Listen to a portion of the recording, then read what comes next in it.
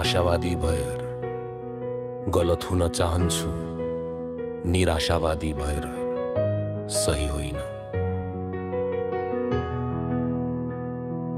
जीवनमा असफलता वा जोखिम भन्दा ठुलो कुरा के हो भने डरले रोकिएको सोच हो। धेरै जसो मानिसहरू डरका कारण आफ्ना सपना पछ्याउन सक्दैनन्।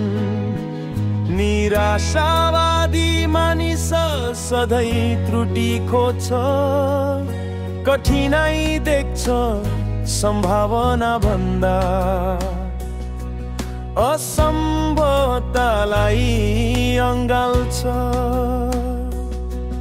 ऊ कहिले अघि बढ्दैन किनकि ऊ के हुने हाय भन्ने भयमा बान्छ।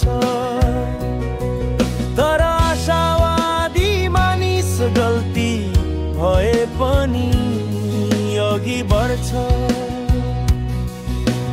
ठोकिन्छ, गल्ती गर्छ, तर शिक्षा बढ्छ र अन्ततः सफलता त्यही आउँछ जहाँ अरूले कदम राख्न डराउँछन्।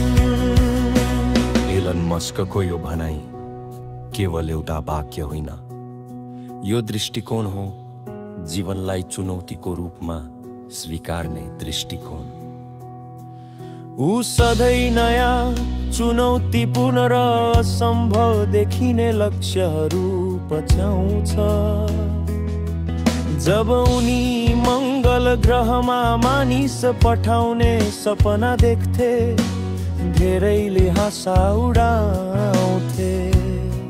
जब उइनो इलेक्ट्रिक गाडीले संसार परिवर्तन गर्ने योजना सुनाउँथे, सबैले पागल भन्थे। जब ऊ ट्विटर जस्ता व्यवसायमा कदम भाप्थे, धेरैले पागल ठान्थे। तर उनले हरेक चोटि यही सोच राखे, गलत भए पनि ठिक छ, तर म प्रयास बिना हार मान्दिनँ।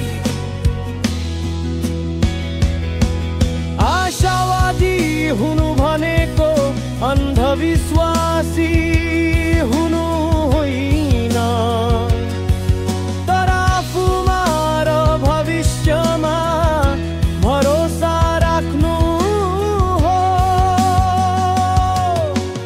आशावाद केवल सकारात्मक सोच मात्र होइन, यो साहस हो, यो दृढता हो, यो चुनौतीहरूको सामना गर्ने मानसिकता हो। किनकि संसारका सबै ठुलो परिवर्तनहरू आशावादबाटै जन्मिएका हुन्। इतिहास हेरौँ, थमस एडिसनले हजारौं पटक असफल हुँदै बल्ब बनाए, तर उनले कहिल्यै हार मानेनन्। प्रत्येक असफल प्रयासमा उनले सिके, सुधार गरेर अन्ततः उज्यालो ल्याउने बल्ब निर्माण गरे। राइट भाइहरूले पहिलो उडानमा सफल हुनु अघि अनगिन्ती असफलता भोगे, तर उनीहरूले पनि हार मानेनन्। स्पेस एक्सले पहिलो पटक रकेट उतार्दा असफलता कयौं पटक आएको थियो, तर एलन मस्कले हार मानेनन्। यी सबै उदाहरणहरूले देखाउँछन् असफलता जीवनको अन्त्य हुन, तर प्रयासको आरम्भ हो। जीवनमा कहिले काहीँ गल्ती गर्नु, असफल हुनु, ठोकिनु, यी सबै ठिक छन्। यो मानव अनुभवको अंश हो, तर प्रयास नगरी डरले बाँधेर बाँच्नु, त्यो नै साँचो हार हो। यदि तपाईले आफ्नो सपना पछ्याउन छोड्नु भयो भने डरले तपाईलाई केवल समयको बन्दी बनाउँछ र तपाई जीवन पामगिन सम्भावनाबाट वञ्चित हुन सक्नुहुन्छ। त्यसैले विकल्प दिँदै गलत भएर पनि आशावादी बन्नुहोस्। गल्ती गर्नु वा सफल हुनु कुनै लाजको कुरा होइन, यो केवल संकेत हो कि तपाईले नयाँ कुरा गर्ने साहस जुटाउनु भएको छ। तपाई आफ्ना सीमा परीक्षण गर्दै हुनुहुन्छ, आफ्ना क्षमताको विस्तार गर्दै हुनुहुन्छ र यही प्रक्रिया नै अन्ततः तपाईलाई सफलतातर्फ लैजान्छ। आशावादी हुनु भनेको भविष्यमा भरोसा राख्नु हो। विश्वका सबै महान आविष्कारक, वैज्ञानिक, नेता र विचारकहरू आशावादी थिए।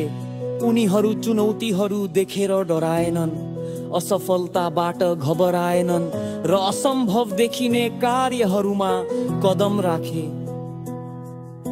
तपाईको यात्रामा पनि यही आवश्यकता